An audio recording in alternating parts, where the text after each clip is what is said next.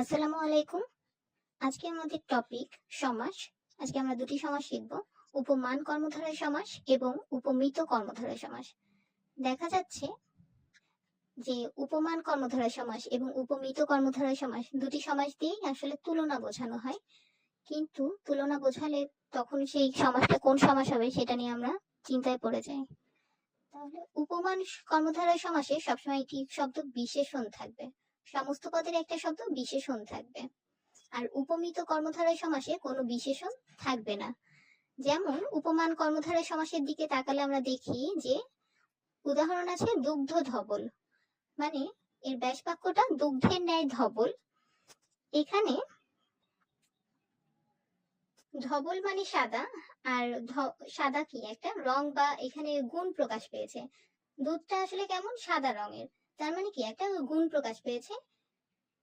তাহলে এখানে কি একটা বিশেষণ আছে, যেহেতু গুণ প্রকাশ পেয়েছে ওটা কি একটা বিশেষণ, তাহলে বলতে পারি যে দুগ্ধ ধবল কি একটা উপমান কর্মধারয় সমাস। এরপরে আছে হস্তি মূর্খ। মূর্খ কি একটা দোষ বা বৈশিষ্ট্য প্রকাশ করছে, তার মানে মূর্খ কি একটা বিশেষণ। তাহলে বলা যায় কি হস্তি মূর্খ এটা আসলে উপমান কর্মধারয় সমাস। তারপরে আছে শিশির স্নিগ্ধ। স্নিগ্ধ, স্নিগ্ধ মানে কি কোমল বা সতেজ। শিশিরের ন্যায় কি স্নিগ্ধ তুলনা করা হয়েছে, শিশিরকে কি স্নিগ্ধতার সাথে তুলনা করা হয়েছে। আর স্নিগ্ধতা মানে কি কোমল বা একটা সতেজ ভাব, এটা কি একটা বিশেষ গুণ। তাহলে আমরা জানি যে বিশেষ গুণ মানেই কি বিশেষণ। তাহলে শিশির স্নিগ্ধ এই শব্দের মধ্যে কি একটা বিশেষণ আছে, বিশেষণ থাকলে সেই শব্দটা কি হয়ে যাবে উপমান কর্মধারয় সমাস। এরপরে বরফ সাদা। এখানে বরফকে সাদা রঙের সাথে তুলনা করা হয়েছে। সাদা রংটা কি একটা রং বা গুণ বোঝাচ্ছে, তার মানে এটা একটা বিশেষণ শব্দ। তাহলে বলতে পারি যে বরফ সাদা এটা কি একটা উপমান কর্মধারয় সমাস। এরপরে ধনুক বাঁকা। এটার ব্যাস বাক্যের দিকে তাকালে দেখি ধনুকের ন্যায় বাঁকা, অর্থাৎ বাঁকা কি একটা গুণ বা বৈশিষ্ট্য বোঝাচ্ছে। ধনুকের বৈশিষ্ট্য কি বাঁকা, তাহলে গুণ বা বৈশিষ্ট্য বোঝালে সেটা কি হয় সবসময় বিশেষণ হয়। আর আমরা জানি যে বাক্যের শব্দের মধ্যে যদি বিশেষণ থাকে তখন সেই শব্দটা কি হয়ে যাবে উপমান কর্মধারয় সমাস। ঠিক আছে। তারপরে সিঁদুর রাঙা। সিঁদুরের ন্যায় রাঙা। রাঙাটা কি আসলে ওর রং বোঝাচ্ছে, লাল রং একটা গুণ বোঝাচ্ছে। সিঁদুরটা কেমন সেই গুণটা বোঝাচ্ছে লাল রঙের মতো। তাহলে এটা কি হয়ে যাচ্ছে একটা বিশেষণ পাচ্ছি, রাঙা, রাঙা বিশেষণ পাচ্ছি, তার মানে সিঁদুর রাঙা কি হবে উপমান কর্মধারয় সমাস।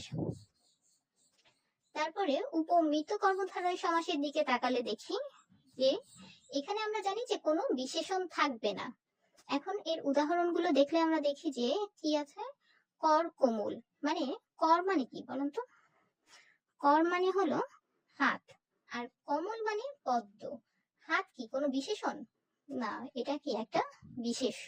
আর কমল পদ্ম, পদ্ম কি একটা ফুলের নাম, যে কোনো কিছুর নামই কি বিশেষ্য, তার মানে দুইটা বিশেষ্য মিলে এই শব্দটা হয়েছে করকমল।